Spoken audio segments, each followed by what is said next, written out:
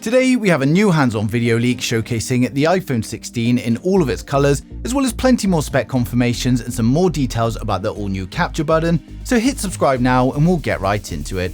So first up, we've got more detail on the iPhone Air that's said to be coming to change up the iPhone lineup, and according to Jeff Poo, the new iPhone Air is expected to boost sales, but it won't be coming until next year.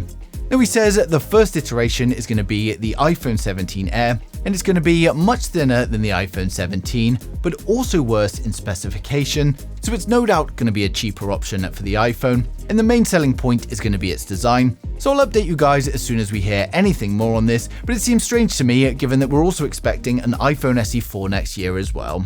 Something you don't have to wait for, however, is today's video sponsor Magtame, the cable I didn't know I needed. Magtame offer a wide range of magnetic cables, and they're not only great for space saving and organization, but they keep all your cables neat at all times. They're high quality, fireproof braided cables, they're made of copper wire for a more stable current, the full cable length is also magnetic, so it makes it very easy to put away, and of course you can stick it to anything metal.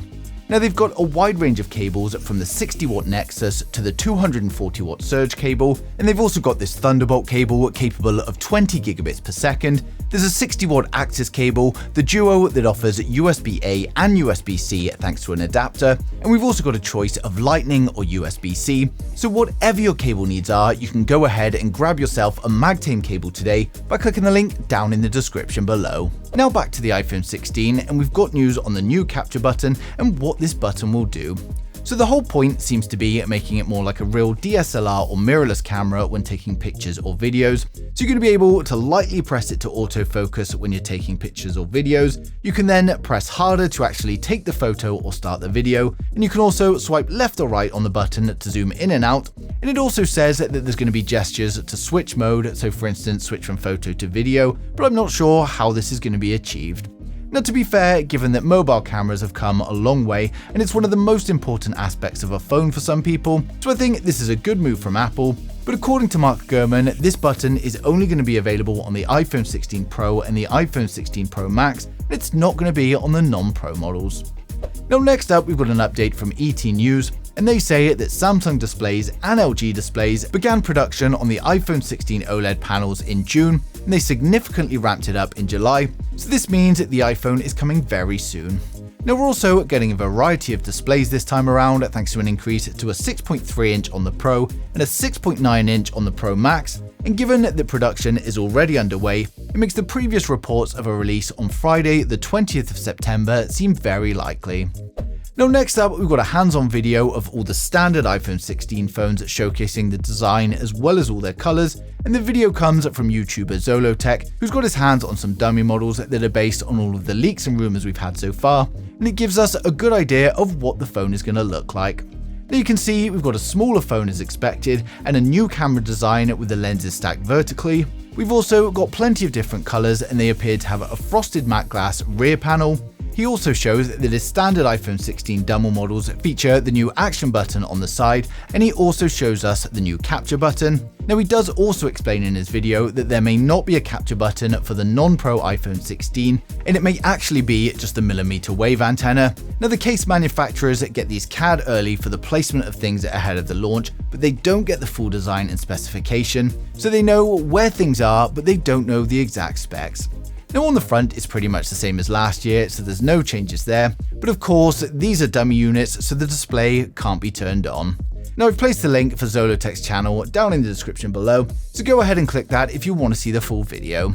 But the iPhone 16 series is no doubt going to be a successful release for Apple, and for those excited, we're going to run through the full specs, design, and the expected pricing of each model in the range to help you guys decide which one is right for you. So make sure you hit subscribe now and we'll get right into it.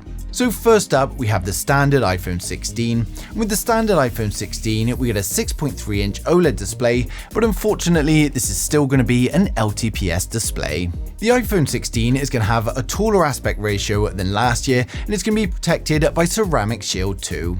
We get the new Dynamic Island, which covers up the 12 megapixel selfie camera and Face ID sensors, and then on the rear we've got a 48 megapixel primary camera and a 12 megapixel ultra wide. It's powered by the A18 chipset, and it's likely coming with 6GB of RAM and up to 512GB of storage. It's also powered up by a 3450 mAh battery with 30-watt fast charging, and it's going to come with advanced 5G, Bluetooth 5.3 and Wi-Fi 7. Now it will of course ship with iOS 18 and is expected to launch from around $850 in September 2024.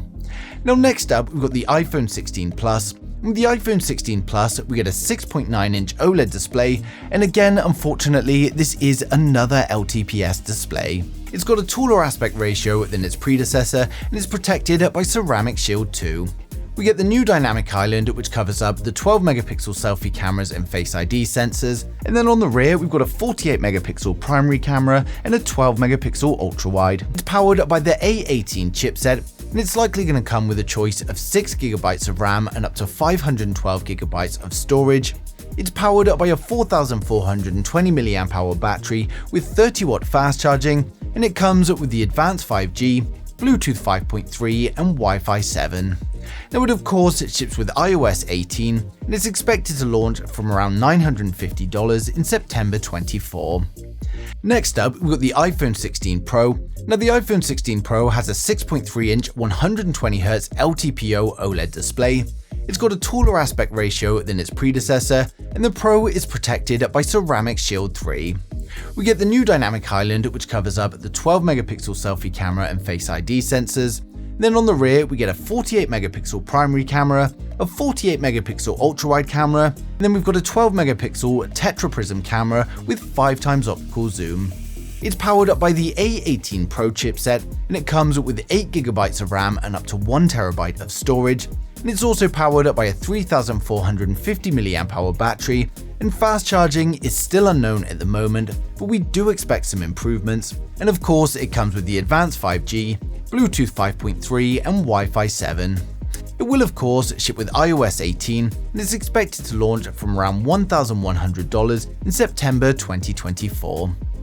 Now finally, we save the best to last, the iPhone 16 Pro Max. With the iPhone 16 Pro Max, we get a 6.9-inch 120Hz LTPO OLED display. Again, like the other phones, it's got a taller aspect ratio than its predecessor and is protected by Ceramic Shield 3.